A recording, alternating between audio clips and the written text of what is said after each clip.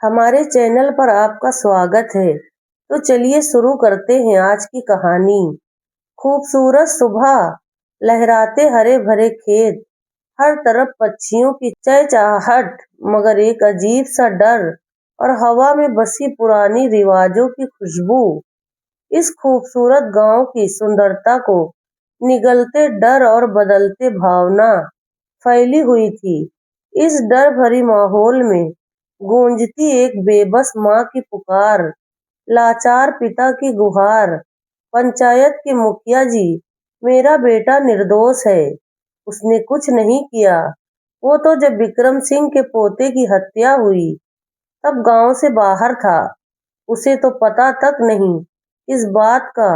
रोहित शर्मा तड़पते बेटे के पक्ष में सफाई देते बोल रहे थे। रोहित शर्मा, विक्रम सिंह को आखिरी फोन और मैसेज आपके बेटे के थे, जिससे यही साबित होता है विक्रम सिंह को मारने वाला आपका बेटा है। आपके पास अपने बेटे को निर्दोष साबित करने के लिए कोई प्रमाण है तो दे।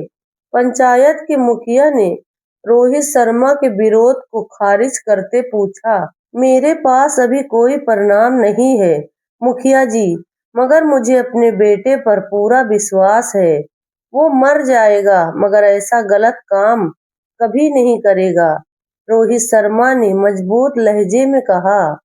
आपके विश्वास का हम पर क्या करें रोहित शर्मा, हमें हमारे पोते के खून का बदला चाहिए। ठाकुर साहब, जो काफी देर से खुद पर काबू रखे मुखिया और रोहित शर्मा की बहस सुन रहे थे, आखिरकार धैर्य खोते गुस्से से बोले, मगर ठाकुर साहब, मुझे कुछ समय दे, मैं साबित कर दूंगा कि मेरा बेटा निर्दोष है।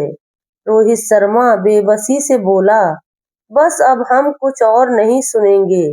या तो आज अपने बेटे को हमारे हवाले कर दो या फिर अपनी बेटी को बदले में दे दो। ठाकुर साहब ने सख्त लहजे में गुस्साते हुए कहा। बदला? मगर ठाकुर साहब, मेरी बच्ची निर्दोष है, उसका क्या दोष? इस सब में रोहित शर्मा ने डर कर अपने सीने पर हाथ रखते कहा। ठाकुर साहब के फैसले ने जैसे उनका दिल निकालकर रख दिया हो।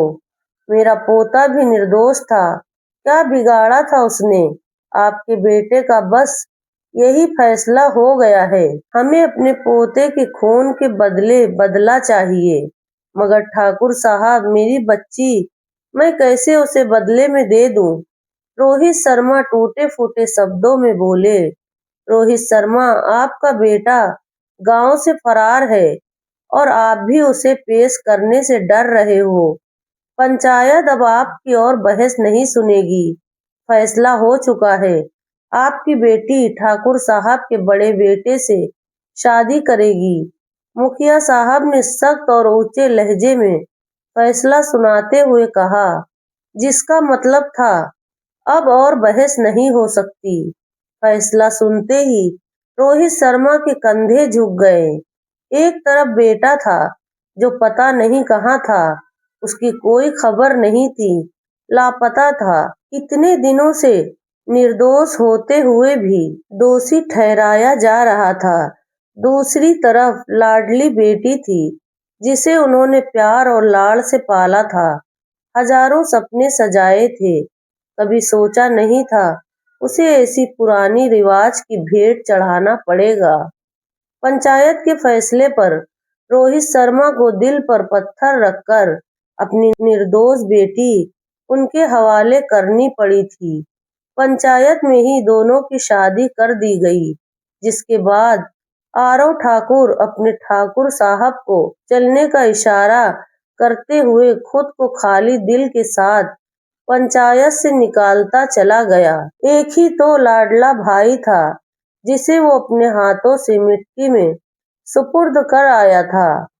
विक्रम ठाकुर उसका भाई ही नहीं, एक अच्छा दोस्त और हमराज था, जिसके लिए वो जान भी दे सकता था और ले भी सकता था। उसके अंदर अपने भाई को हत्या करने वाले से बदला लेने की आग भड़क रही थी। इसे उस बदले जैसी रिवाज से कोई मतलब नहीं था। उसे तो बस अपने भाई के हत्यारे को खत्म करना था। उसे वैसे ही तड़पाना था जैसे उसका भाई तड़पा था। वैसे उनका सीना छलनी करना था जैसे उसके भाई के सीने में गोलियां उतारी गई थी। आरव ठाकुर साहब और प्रिया को ठाकुर हवेली छोड़ते खुद वापस शमशान चला गया था। उसको प्रिया में या पंचायत के फैसले में कोई रुचि नहीं थी। ठाकुर साहब प्रिया को लिए जैसे ही अंदर दाखिल हुए, सामने ही आरव की माँ संगीता देवी, चाची मीरा देवी और उनकी बेटी नेहा बैठी थी, जिनके चेहरों पर गम के बादल छाए हुए थे। ठाकुर साहब को अंदर आते देखकर वो तीनों खड़ी हो गई और हैरानी से उनके पीछे नाजुक सी लकड़ी नाजुक सी लड़की को खड़े देख रही थी। संगीता देवी को खतरे की घंटी बज रही थी। उन्होंने ना उन्होंने ना में सिर हिलाया और दिल से प्रार्थना कर रही थी। जैसा वो सोच रही थी वैसा ना हो, मगर हकीकत मुंह खोले उनके सामने खड़ी थी। संगीता ये बदले में लाई गई है, हमारे विक्रम के हत्यारे के बदले में लाई गई है। ठाकुर साहब ने बुझे दिल के साथ कहा और सोफे पर बैठ गए। ठाकुर साहब, आपने ये क्या किया? मेरा बेटा जिस पुरानी रिवाज को मिटाने का सपना देखकर आया था, आपने उसी के खून के बदले में ये रिवाज कर डाला। आप ऐसा कैसे कर सकते हैं? संगीता देवी बात करते हुए आखिर में फूट फूट कर रो दी। हम जानते हैं हमारे फैसले से आपको और हमारे दोनों पोतों को तकलीफ पहुंची है। हमारा जिगर का टुकड़ा विक्रम होता तो हमारे इस फैसले के खिलाफ खड़ा हो जाता, मगर हम मजबूर थे। हत्यारा फरार है, जिसके नतीजे में हमें ये फैसला करना पड़ा। ठाकुर साहब, ये लड़की आरव ठाकुर से शादी करके लाई गई है। नेहा ने उनके चुप होते ही सदमे से पूछा। हाँ, ये लड़की मेरे आरव से शादी में है। क्यों, तुम्हें क्या आपत्ति है? ठाकुर साहब ने गुस्से से उसे देखते कहा। नहीं ठाकुर साहब, इसका मतलब ये था कि ये लड़की हत्यारे परिवार से है। इसके भाई ने हमारे विक्रम को हत्या किया है और खुद फरार हो गया, तो अब इसके भाई के हिस्से की सजा इसी को मिलनी चाहिए। मीरा देवी जल्दी से बात संभालते गुस्से में प्रिया की तरफ बढ़ी। जैसे ही उसने प्रिया को थप्पड़ मारने के लिए हाथ उठाया, किसी मजबूत हाथ ने उनका हाथ रास्ते में ही रोक दिया। मीरा देवी ने हैरानी से पलटकर अपने हाथ को और फिर पकड़ने वाले को देखा। भाभी, क्यों रोका आपने मेरा हाथ? मीरा देवी अपमान महसूस करते लाल पड़ते चेहरे से पूछने लगी। मीरा, मेरा बेटा मरा है, जिसके गम से मेरा दिल फट रहा है। और ये भी सच है कि इसके भाई ने मेरे दिल के टुकड़े को हत्या किया, तो इसे सजा देनी है या नहीं, इसका फैसला मैं करूंगी, कोई और नहीं। राधा, जाओ इसे आरव के कमरे में छोड़कर आओ।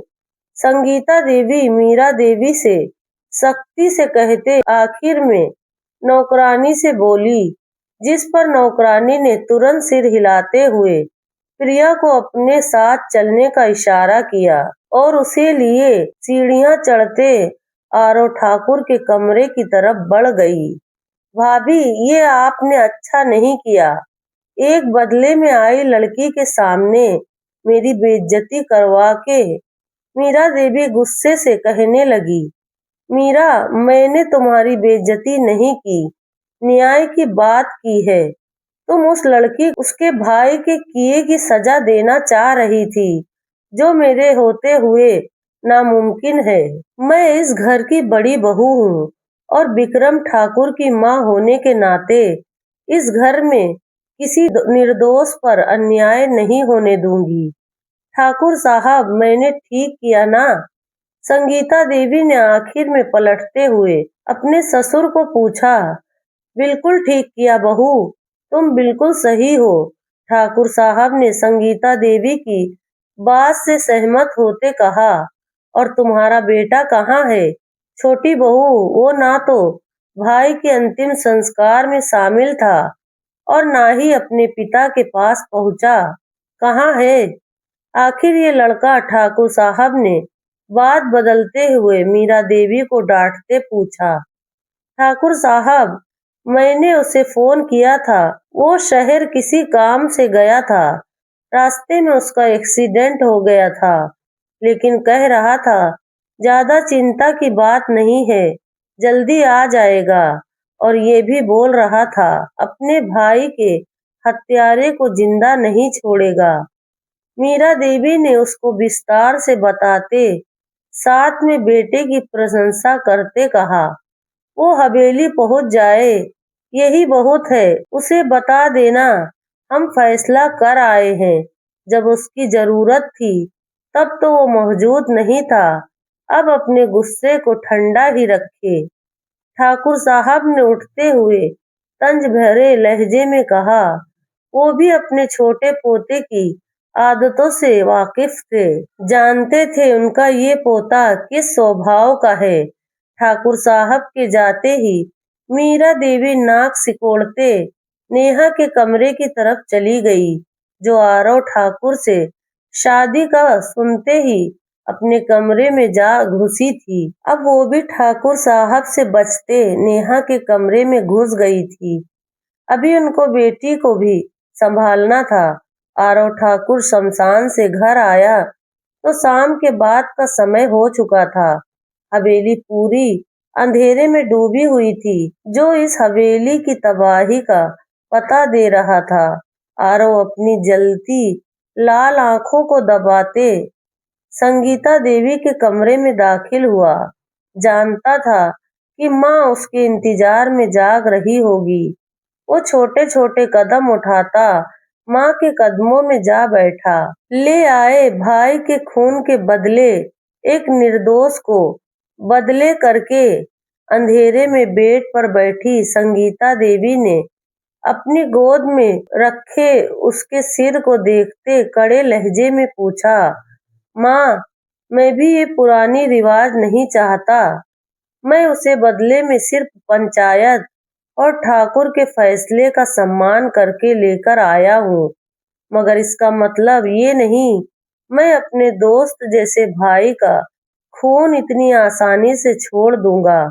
मैं नहीं जानता किसने मारा है विक्रम को, मगर मेरा वादा है आज से मैं अपने भाई के हत्यारे को ढूंढ कर रहूंगा और उसे उसके अंजाम तक भी पहुंचाऊंगा।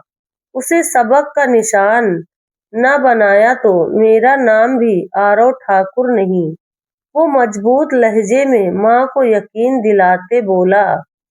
आरव, मैंने अपना एक बेटा खो दिया है। तुम्हारे पिता के इस दुनिया से जाने के बाद तुम दोनों सिवा मेरे इस दुनिया में कोई नहीं था।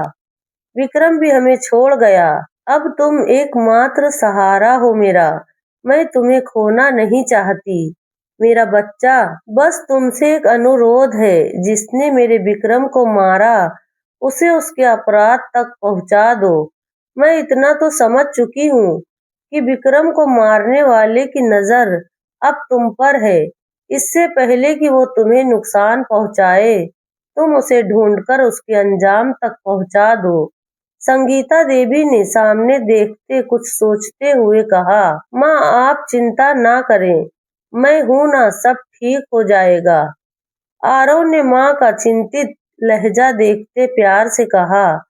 एक और बात आरव, संगीता देवी अपनी सोच झटकते उससे बोली। हुक्म करे माँ। आरव उनके हाथ पकड़कर होठों से लगाते बोला। बस इतना करना, उस बच्ची के सामने मेरी परवरिश को शर्मिंदा मत करना। संगीता ने उसकी आंखों में झांकते हुए कहा। तो आरव पल भर को चुप हो गया। आपको अपने बेटे और परवरिश पर भरोसा होना चाहिए। बेफिक्र रहे, आपका बेटा अभी इतना नहीं गिरा कि एक नाजुक सी लड़की से अपने भाई के खून का बदला ले। आरव माँ के माथे पर चुंबन देते बोला और उनको बेड पर लिटाते कंबल ठीक करते खुद अपने कमरे की तरफ चला गया। कमरे में दाखिल होते ही तीर की तरह उड़ता तकिया उसके तरफ आया, जिससे तुरंत झुकते हुए आरव बच गया। हैरान नजरों से मुड़कर देखा तो वो बदले में आई लड़की थी, जो फूली हुई सांसों के साथ कांप रही थी। ये मत समझना मैं किसी साधारण लड़की की तरह तुम्हारा अन्याय सहूंगी। खुद की तरफ बढ़ते आरव को प्रिया चेतावनी देती बोली, तो वो हंस पड़ा। हिम्मत तो बहुत है तुम में, पर क्या है ना कि तुम्हारा ये हथियार मेरा कुछ नहीं बिगाड़ सकता।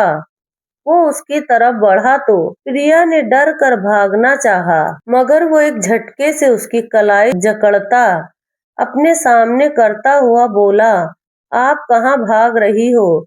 अब चिल्लाओ उन नाजुक हाथों को। आरव ने हाथों को अपनी मजबूत पकड़ में लेते बोला। उसे अंदाजा नहीं था बदले में आई लड़की इतनी हिम्मत कर सकती है। विक्रम की मौत के बाद वो इतनी तनाव में था, पर अगर इस नाजुक सी छोटी सी लड़की की इस बचकाना हरकत की वजह से वो पहली बार हंसा था, वो हैरान भी था।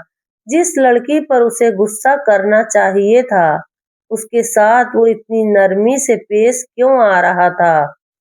उसका दिमाग उसे बार बार याद दिला रहा था कि ये लड़की नरमी के लायक नहीं, उसका भाई तुम्हारे विक्रम का हत्यारा है।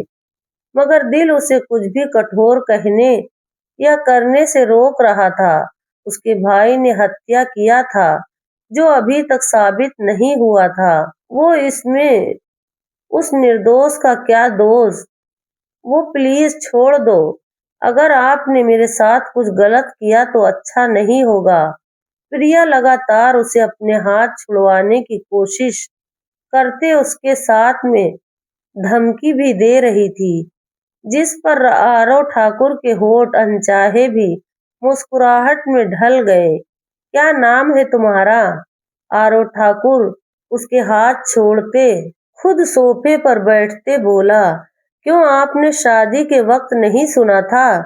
क्या प्रिया सवाल के बदले सवाल करते खुद को मजबूत दिखाने की कोशिश करते बोली। वो अलग बात थी कि उसकी आवाज अभी उसके अस्तित्व की तरह कांप रही थी।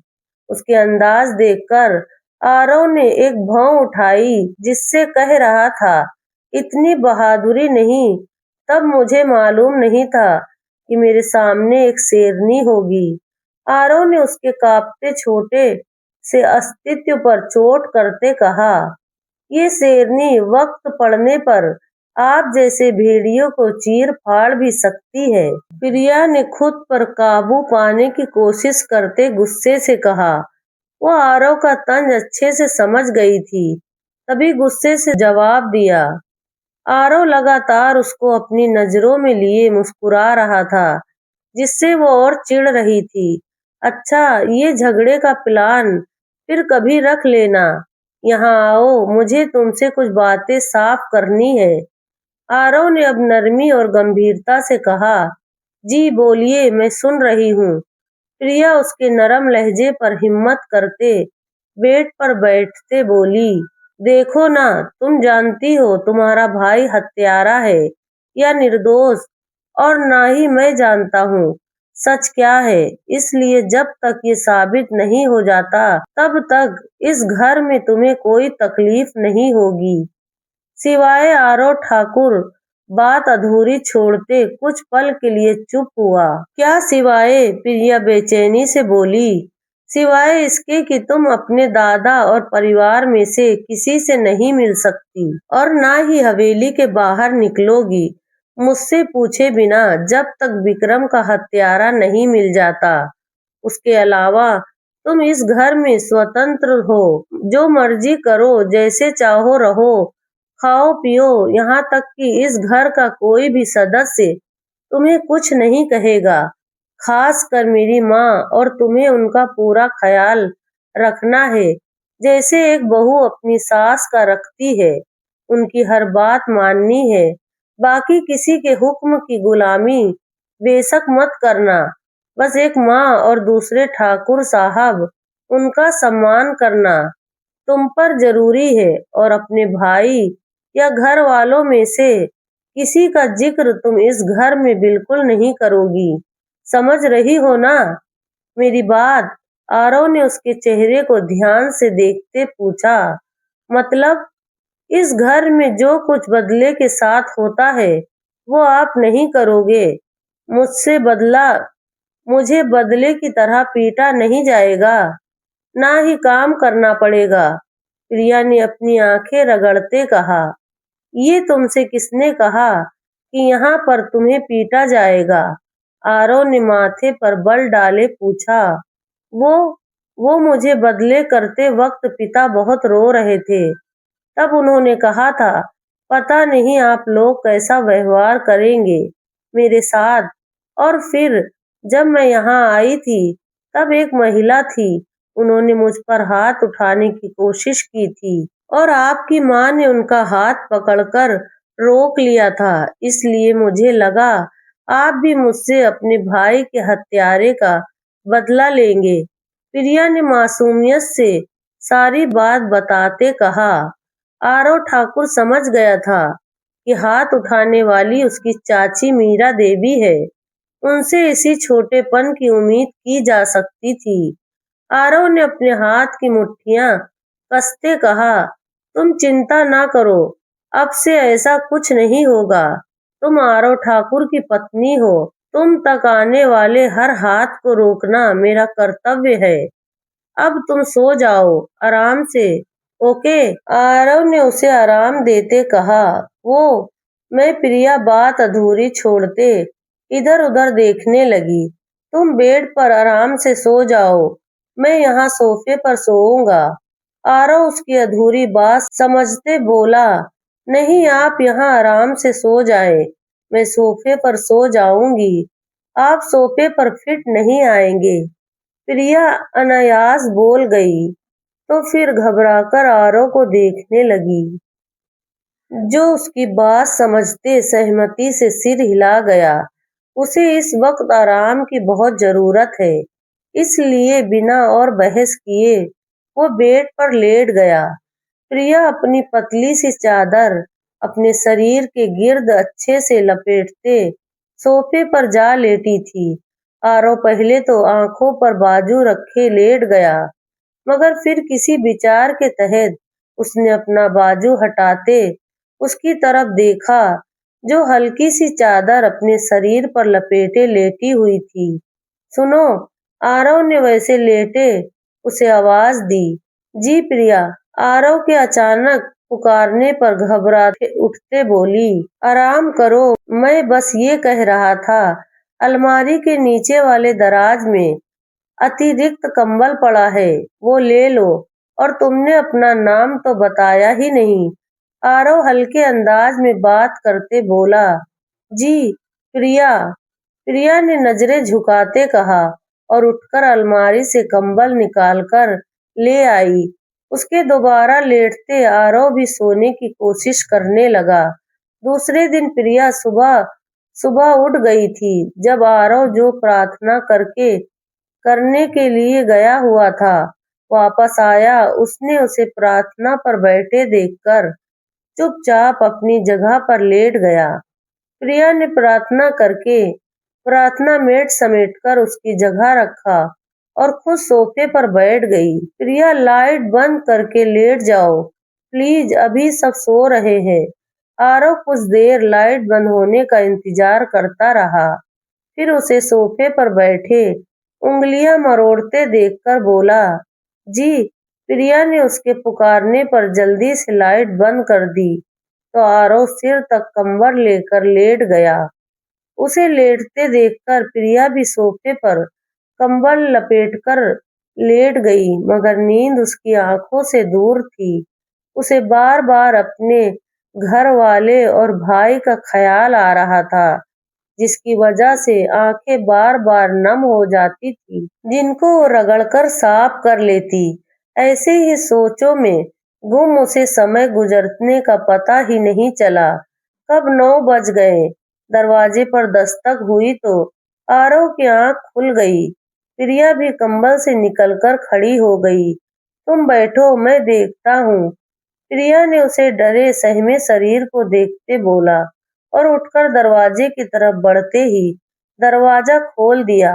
सामने नेहा खड़ी थी, जिसके हाथ में चाय का कप था। तुम्हारी चाय। आरव नेहा प्रिया को घूरते बोली। राधा कहाँ है? पहले तो वो लाती थी ना। और तुम्हें दोबारा ये मेहनत करने की जरूरत नहीं। मेरी पत्नी है। अब मेरे सारे काम अब से वो खुद किया करेगी। आरव ने नेहा को डांटते हुए कहा। उसे पहले भी नेहा की बेबाक हरकतें पसंद नहीं थी और अब उसके शादी के दूसरे दिन उसकी पत्नी की मौजूदगी में उसका ऐसे बेझिझक चाय लेकर आना आरव को एक आंख नहीं भाया था। इसलिए उस पर उसकी सीमा जाहिर करते बोला और बिना उसे चाय का कप थामे वापस पलटते बाथरूम में चला गया। प्रिया वहीं खड़ी कंफ्यूज सी अपनी उंगलियां चटक रही थी। नेहा अपनी इतनी बेइज्जती पर लाल भूखा चेहरा लिए गुस्से से वापस पलट गई, मगर जाते जाते प्रिया को घूरना ना भूली। आरव फ्रेश होते बाहर आया तो प्रिया को परेशान सी शक्ल बनाए सोफे पर बैठे देखा। प्रिया, उठकर फ्रेश हो जाओ, हमें नीचे भी जाना है। आरव मिरर के सामने खड़े होकर अपने बालों में कंघी करते बोला। वो मेरे पास और कपड़े नहीं है, प्रिया ने शर्मिंदगी से आवाज में कहा। आरव का हाथ पल भर को रुका। उसे अपनी गलती पर खुद पर गुस्सा आया। अच्छा, अभी इन्हीं कपड़ों में गुजारा कर लो, मैं शाम तक ला दूंगा और कपड़े और अपनी जरूरत की बाकी चीजें भी लिख दो, मैं ले आऊंगा। ओके। आरव अपने बाल सेट करते खुद पर परफ्यूम लगाते बोला। जी बेहतर है, प्रिया कहते हुए बाथरूम में फ्रेश होने चली गई। कुछ देर बाद जब वापस आई तो आरव उसे अपने साथ नीचे नाश्ते की मेज पर लाया, जहां ठाकुर साहब, संगीता देवी और आरव के चाचा राजेश ठाकुर और उनके परिवार समेत सब मौजूद थे। आरव खुद अपनी कुर्सी संभालते बैठा और प्रिया को भी बैठने का इशारा किया। जैसे ही प्रिया कुर्सी पर बैठने लगी, मीरा देवी बहुत मीठे लहजे में बोल उठी। ओह बहू, कहाँ बैठ रही हो? तुम शायद भूल रही हो, तुम बदले में आई हो। आरव से तुम्हारी शादी हुई है तो खुद को उसकी सच में पत्नी समझ बैठी हो। तुम्हारी औकात है हमारे साथ बैठकर नाश्ता करने की। मीरा के ऐसे बोलने पर जहां ठाकुर साहब और राजेश जो फैसलों की कोई बातचीत कर रहे थे, उन्हें चौंक कर पहले मीरा और फिर प्रिया को देखा। वही नेहा के चेहरे पर जलन भरी मुस्कुराहट थी और आरव के चेहरे पर गुस्सा था। प्रिया चुपचाप दोबारा खड़ी हो गई। आरव ने उसे खड़े होता देखा तो हाथ थामकर वापस अपने बराबर बिठा लिया। ठाकुर साहब, मुझे आप सबसे एक महत्वपूर्ण बात करनी है। आरव ने गंभीरता से ठाकुर साहब को देखते कहा। जी, मेरा बच्चा बोल। ठाकुर साहब ने उसे इतना गंभीर देखा तो पूरी तरह उसकी तरफ ध्यान देते बोले। ठाकुर साहब, मैं बदले के खिलाफ था, मगर आपके फैसले का सम्मान करते मैंने प्रिया से शादी करके इस घटिया रिवाज को पूरा किया। बदला ले लिया आपने भाई के खून के बदले में, मगर आप और मैं दोनों जानते हैं इन सब में प्रिया का कोई दोष नहीं। तो इस शादी के बावजूद प्रिया को इस घर में बदले के तौर पर व्यवहार नहीं किया जाएगा। ये मेरी शादी में है, मेरी इज्जत है। इस पर उठने वाली उंगली समझे मुझ पर उठी है, इसलिए आगे मैं कतई प्रिया के साथ गलत व्यवहार बर्दाश्त नहीं करूंगा। आरव ने सब पर सख्त नजरें दौड़ाते चेतावनी देते लहजे में कहा, तो मीरा और नेहा गुस्से से रह गई। सबने चुपचाप आरव ठाकुर को देखा, जो अब प्रिया की प्लेट में नाश्ता डाल रहा था। आरव, नाश्ते के बाद मेरे कमरे में आओ, ठाकुर साहब ने अपना नाश्ता पूरा करके उठते कहा। जी बेहतर ठाकुर साहब, आरव ने उनके पुकारने पर नरमी से जवाब दिया। पहले वाली सख्ती लहजे से गायब थी, उसकी जगह सम्मान और नरमी ने ले ली थी। नाश्ता करने के बाद प्रिया आरव के कहने पर अपने कमरे में चली गई और वो खुद ठाकुर साहब के पास उनके कमरे में जा चुका था। आपको बड़ी देवी साहिबा बुला रही हैं। प्रिया अपने कमरे में बैठी आरव के व्यवहार के बारे में सोच रही थी। जब नौकरानी दस्तक देते कमरे में दाखिल होते उसे संगीता देवी का संदेश देती पलट गई। नौकरानी के जाते ही प्रिया भी उठी और डरते डरते अपने कमरे से निकलती लाउंज में बैठी संगीता देवी के पास आ गई। आपने बुलाया देवी साहिबा? उसने डरते डरते उनकी तरफ देखते पूछा। उसे समझ नहीं आ रही थी वो संगीता देवी को क्या कहकर पुकारे। बस नौकरानी की नकल करते देवी साहिबा कह गई।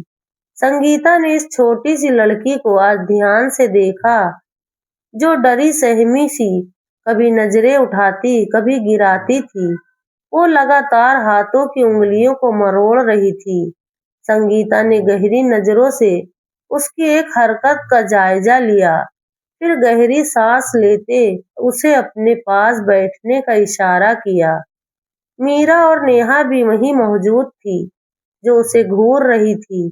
प्रिया डरते डरते संगीता देवी के पास बैठ गई। क्यों डर रही हो बेटा, तुम इतना? मैंने यहाँ आरव ने तुम्हें कुछ कहा तो नहीं?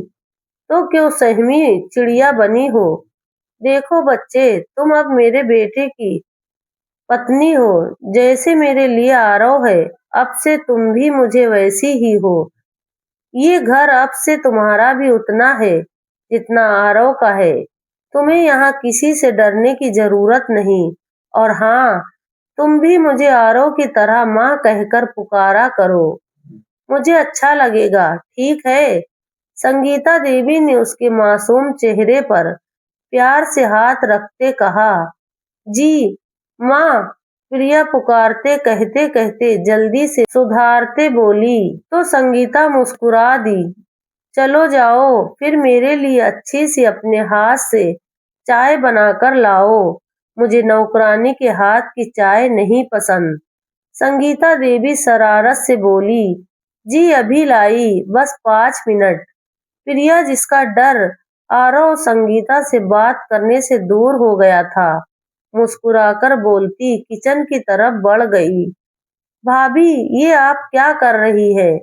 अपने बेटे के हत्यारे की बहन को बहू मान लिया, ये सही नहीं है मीरा देवी।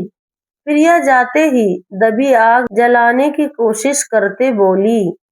मीरा, इस सब में प्रिया का कोई दोष नहीं, उसे सजा किस चीज की दूं? मैं संगीता ठंडे लहजे में बोली। मगर ताई, माँ, आप इस बदले को बहू मान नहीं सकती। आपने कहा था आरव मेरा है। नेहा ने बहुत बदतमीजी और बेबाकी से कहा था।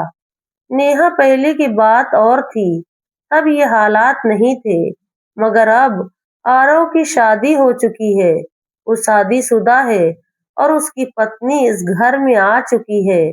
इसलिए तुम्हारे लिए बेहतर यही है कि तुम आरव को भूल जाओ। संगीता देवी ने धैर्य से नेहा की बदतमीजी को नजरअंदाज करते कहा। ताई, माँ, पहले हालात क्या थे और अब क्या है, मुझे उनसे कोई मतलब नहीं। बस मैं ये जानती हूँ आरव मेरा है और उसे मैं किसी को छीनने नहीं दूंगी। फिर चाहे मुझे इस घर में सबसे लड़ना पड़े। नेहा संगीता की बात पर आग बबूला होते अपनी जगह से खड़ी हो गई। वो बेबाकी से बोली, मैं एक जीता जागता इंसान हूँ, कोई खिलौना नहीं जो तुम सबसे लड़कर छीन लूंगी। और तुम्हें जरा सी भी शर्म नहीं है? कैसे बेबाकी से माँ और ताई के सामने एक पराये को अपनाने की बात कर रही हो, और पराया भी वो जो शादीशुदा है। आरव जो ठाकुर साहब के कमरे से निकलकर अपने कमरे की तरफ जाने लगा था, मगर नेहा की आवाज पर लाउंज में आते नेहा की सारी बातें सुन रहा था। उसके चुप होते सख्त आवाज में बोला, आरव बेटा, तुम इस पगली की बात का बुरा मत मानो। ये तो है ही ना, जल्दबाज। मैं समझाती हूँ इसे। माँ। आरव के आने पर मीरा देवी घबराते नेहा का बाजू थामते बोली, अच्छे से समझा दे चाची इसको। ये जो मुझे पाने के सपने देख रही है, नामुमकिन है। मेरी शादी हो चुकी है और बस दोबारा नहीं होगी। और आगे माँ से दोबारा इस लहजे में बात करते ना देखूं। मैं आरव उन माँ बेटी को सख्त नजरों से घूरते बोला और हवेली से निकलकर गया। पीछे नेहा भी गुस्से से पैर पटकते अपने कमरे में बंद हो गई।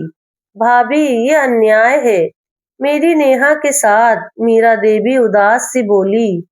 मीरा, नेहा और आरव की सगाई तो नहीं हुई थी ना? ना ही बात पक्की हुई थी, बस एक साधारण सी बात ही थी। वो भी तुमने शुरू की थी, तो मैंने भी कह दिया था समय आने पर आरव से बात करूंगी। इसका ये मतलब नहीं था कि तुम नेहा के दिलो दिमाग में ये बात बिठा दो कि आरव उसका है। ये तुम्हारी गलती है, तुमने नेहा के दिमाग में ये बात डाली।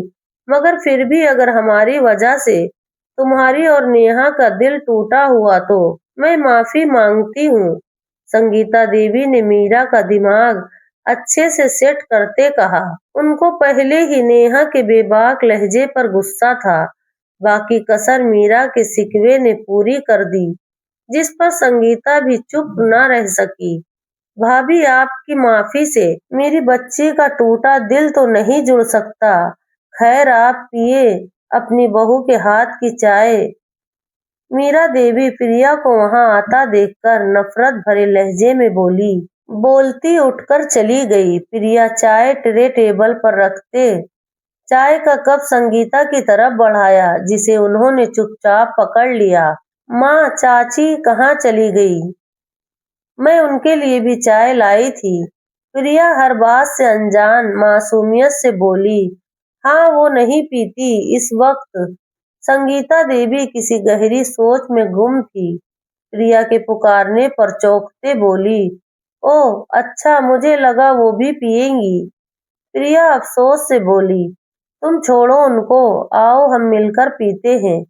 संगीता ने अपने लहजे को खुश करते कहा, और प्रिया उनके कहने पर वहीं बैठकर उनके साथ चाय पीने लगी और वो इधर उधर की बातों में व्यस्त हो गई। कुछ देर पहले वाली कड़वाहट का असर खत्म हो गया था। आरव ठाकुर अपने भाई के हत्यारे को ढूंढने के लिए दिन रात किए हुए था। वो अपने एक दोस्त जो पुलिस में था, उसके साथ मिलकर गुप्त तरीके से विक्रम के मामले पर काम कर रहा था। साथ साथ प्रिया के भाई अंशु को भी तलाश कर रहे थे, जो विक्रम के हत्यारे के बाद से गायब था। अंशु और विक्रम बहुत अच्छे दोस्त थे, मगर किस्मत का खेल अजीब था। एक को मार दिया गया था और एक दूसरे को उसी दोस्त की हत्या का आरोप लगा दिया गया था, और वो लापता था। आरव का प्रिया से भी कम ही सामना होता था। वो दिन का निकलता, रात को वापस आता। कभी प्रिया जागी रही होती तो उसे खाना दे देती, वरना वो खुद ही निकाल कर खा लेता। उस रात भी आरव काफी देर से वापस आया था। प्रिया जाग रही थी तो उसे खाना लाने का कहते खुद बाथरूम में फ्रेश होने चला गया। प्रिया किचन में खाना गर्म कर रही थी जब उसे अपने पीछे किसी की मौजूदगी का एहसास हुआ। आरव का सोचती जैसे ही पलटी, किसी अजनबी को अपने पास खड़ा देखकर घबराकर 2 कदम पीछे हुई। कौन है आप? प्रिया डरी हुई बोली। तुम हो वो लड़की जिसने आरव ठाकुर जैसे सख्त दिल आदमी को अपने काबू में कर लिया। वो अजनबी घिनौनी मुस्कुराहट लबों पर सजाते बोला, आप हैं? कौन और अंदर कैसे आए? प्रिया ने डर से बंद होते दिल पर हाथ रखते पूछा। अपने घर में दाखिल होने के लिए अर्जुन ठाकुर को किसी की इजाजत की जरूरत नहीं है। अर्जुन प्रिया के करीब जाते बोला। वो विक्रम के हत्यारे के बाद से आज घर आया था। यही वजह थी कि प्रिया उसकी शख्सियत से अनजान थी। अर्जुन जैसे ही प्रिया के चेहरे को छूने के लिए हाथ उसकी तरफ बढ़ाया, प्रिया उससे धक्का देते दरवाजे की तरफ भागी। अर्जुन उस धक्के के लिए तैयार नहीं था, जिसकी वजह से वो 2 कदम लड़खड़ाकर पीछे हटा, जिसका फायदा उठाते प्रिया तुरंत दरवाजे की तरफ भागी। मगर सामने आरव को लाल आंखें लिए खड़ा देखकर प्रिया का रंग उड़ गया। आरव, ये मेरा कोई दोस्त नहीं। प्रिया आरव के सख्त चेहरे देखते घबराकर लड़खड़ाते लहजे में अपनी सफाई देते बोली, तुम ऊपर जाओ प्रिया। आरव अर्जुन पर अपनी नजरें गाड़े बोला, आरव सुना नहीं? मैंने क्या कहा? ऊपर जाओ। आरव सख्त लहजे में उसकी बात काटते बोला। प्रिया आरव की सख्ती से बोलने पर अपने आंसू साफ करती ऊपर की तरफ भाग गई। आरव भाई, आप गलत समझ रहे हैं। मैं तो बस उस बदले में आई लड़की से उसके हत्यारे भाई का पूछ रहा था। अर्जुन खुद को संभालते अपनी सफाई देते बोला। जुबान संभाल कर अर्जुन, अगर तुम यहाँ अपने पैरों पर खड़े हो तो मेरे चचेरे भाई और चाचा राजेश के बेटे होने की वजह से, वरना अपनी पत्नी को छेड़ने वाले की मैं टांगे तोड़ देता। और दूसरी बात, वो बदले में लाई लड़की जरूर है, मगर इस घर मेरी पत्नी की हैसियत से मौजूद है। मेरी इज्जत है, मेरी शादी में है। आगे ध्यान रखना, दोबारा उसकी आस पास नजर मत आना, समझे? आरव उसे चेतावनी देते खाना ट्रे में रखते कमरे की तरफ चला गया। पत्नी, माय फूड, अर्जुन घृणा से कहते किचन में मौजूद कुर्सी को लात मारते अपने कमरे में चला गया। अर्जुन के आने से प्रिया फिर से डरी हुई, खौफजदा सी रहने लगी, जिसको आरव अच्छे से महसूस कर रहा था। मगर विक्रम के मामले की वजह से वो प्रिया को समय नहीं दे पा रहा था। आरव अपने कमरे में कुछ फाइलें बिखेरे हुए बैठा था जब उसका मोबाइल जोर से बजने लगा। हेलो, हाँ अजय बोलो। आरव व्यस्त सा बोला। आरव कहाँ हो? जहाँ भी हो थाने में पहुंचो। फोन के स्पीकर से अजय की गंभीरता आवाज गूंजी। उसकी आवाज में कुछ तो ऐसा था जो आरव को रुकने पर मजबूर कर गया। ओके, मैं आ रहा हूँ। आरव अपनी फाइलें जल्दी जल्दी समेटते बोला और आरव को चलने का इशारा करते बाहर की तरफ भागा। क्या हुआ? कुछ तो बताओ सही। यार, अजय जल्दी से उसके साथ गाड़ी में बैठते बोला। विक्रम को होश आ गया है, मुझे जल्द से जल्द उस तक पहुंचना है। आरव गहरे भावनाओं से लाल पड़ते चेहरे के साथ बोला। वाह द ग्रेट यार, अब हमें सारे सवालों के जवाब मिल जाएंगे। अजय उत्साह से बोला। वो लोग जैसे ही अस्पताल पहुंचे, विक्रम अंशु का डॉक्टर उनके सामने ही मिल गया। नमस्ते डॉक्टर साहब, मेरा भाई आरव। नमस्ते करते ही बेसब्री से बोला। जी सर, बिल्कुल ठीक है, आप जाकर मिल ले उनसे, डॉक्टर ने पेशेवर अंदाज में कहा। और डॉक्टर साहब, अंशु। आरव बात अधूरी छोड़े बेचैनी से उन्हें देखने लगा। वो अभी नहीं आए होश में। सॉरी डॉक्टर कहते चला गया। तो आरव जल्दी से विक्रम के कमरे में दाखिल हुआ, जहां वो आंखें बंद किए लेटा था। विक्रम, मेरा भाई, मेरी जान, कैसे हुआ ये सब? आरव भाई को होश में देखकर भावनाओं का काबू खोते पुकार उठा। आरव भाई, विक्रम जी इतने समय बाद किसी अपने को देखकर तड़प उठा। काफी देर दोनों भाई एक दूसरे के गले लगे, एक दूसरे के एहसास को महसूस करते रहे। फिर आरव ने विक्रम से सब कुछ पूछा, जिसमें विक्रम ने उस पर अर्जुन की हकीकत बताते कहा कि उस रात मुझे और अंशु को एक सुनसान जगह में बुलाने वाला अर्जुन था।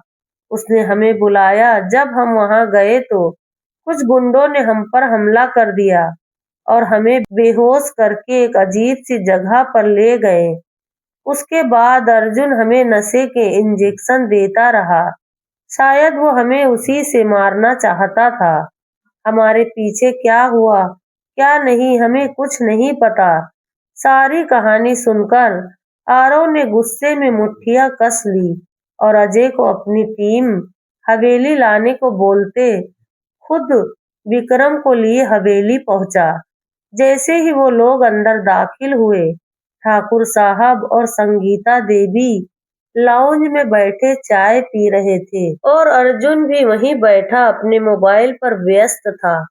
ठाकुर साहब ने जैसे ही चाय का घूंट पीने के लिए कप उठाया, लाउंज के दरवाजे पर आरव के साथ विक्रम को देखकर उनके हाथ से कप छूट गया। संगीता देवी ने भी उनकी नजरों का पीछा करते देखा तो वो भी स्तंभ सी गई। सामने उनका जिगर का टुकड़ा, उनका बेटा विक्रम खड़ा था। विक्रम, मेरी जान, संगीता देवी ने कांपती आवाज में किए जाने पर अर्जुन के होश उड़ गए। वो भी झटके से अपनी जगह से खड़ा हुआ। इसके पहले कि कोई कुछ समझता, अजय अपनी टीम के साथ वहां पहुंच चुका था और उसके इशारे पर अर्जुन को हथकड़ियां लगाई जा रही थी। ये क्या कर रहे हो तुम लोग? मेरे बेटे को पकड़ रहे हो? मीरा देवी अर्जुन के हाथ पीछे खींचते बोली। क्योंकि चाची, मेरे भाई को मारने और अगवा करने वाला कोई और नहीं, ये आपका लाडला बेटा है। आरव कदम कदम चलते अर्जुन के सामने खड़े होते बोला और उसे गिरेबान से थामकर बोला, कमीने, क्यों खेला ये घटिया खेल? आरव ने उसके चेहरे पर मुक्का मारते पूछा। बोल, नहीं तो मैं तेरी जान यहीं अपने हाथों से ले लूंगा। आरव अपने से कंट्रोल खोते चीखा। हाँ किया है मैंने ये सब कुछ, क्योंकि मुझे इन दोनों से बदला लेना था। इनकी वजह से हमेशा पिता और ठाकुर साहब मुझे छोटा समझते थे। बस नहीं कर पाया और सहन इसलिए मैंने तड़पा तड़पा कर मारने का प्लान बनाया और अगवा कर लिया। अर्जुन फटे हुए बोला, जिस पर ठाकुर साहब और राजेश ठाकुर स्तंभ से रह गए। इससे पहले कि आरव फिर से अर्जुन को मारता, अजय अर्जुन को गिरफ्तार करके ले गया। पीछे विक्रम माँ और दादा के गले मिलते उनके बीच बैठ गया। मीरा देवी बेटे के लिए रोते रोते बेहोश हो गई, जिनको राजेश ठाकुर उठाकर अस्पताल ले गए। नेहा शर्मिंदगी के मारे कमरा बंद कर गई। आरव ने सीढ़ियों पर खड़ी प्रिया को देखा तो उसे हाथ से पकड़कर नीचे लाया और ठाकुर साहब और संगीता के सामने दिल से पत्नी मानते उसे सम्मान दे गया। विक्रम को अपने पीछे हुए घटनाओं का पता चला तो उसे बहुत अफसोस हुआ। आरव और विक्रम प्रिया के लिए उस माँ पिता के घर गए, उनको सारी सच्चाई बताई और अंशु का भी बताया, जो अभी तक होश में नहीं आया था। आरव ने रोहित शर्मा से माफी मांगी। रोहित और उनके परिवार को जो तकलीफ पहुंची उनकी वजह से और प्रिया को सम्मान से अपने घर विदा करके ले जाने की अनुमति मांगी, जो उन्होंने खुशी से दे दी। उनकी बेटी को एक अच्छा जीवन साथी मिल गया था, उसका घर बस गया था और उनका बेटा निर्दोष साबित हो गया था और उनको मिल गया था। अब वो गांव में सर उठाकर चल सकते थे। इसके अलावा उन्हें और क्या चाहिए था? आरव और प्रिया की शादी दोबारा से की गई थी, तमाम रीति रिवाज के साथ। दोनों घरों की खुशियां लौट आई, सब खुश और संतुष्ट थे। आरव प्रिया के संग अपनी नई जिंदगी शुरू कर चुका था और दोनों एक साथ बहुत खुश और संतुष्ट थे। तो साथियों, आपको ये कहानी कैसी लगी? नीचे कमेंट बॉक्स में जरूर बताएं और एक लाइक करें। अपने दोस्तों के साथ शेयर करना ना भूलें। अगर आप हमारे चैनल पर नए हैं तो सब्सक्राइब जरूर करें, बेल आइकन दबाना ना भूलें। पूरी कहानी देखने का आप सबका धन्यवाद।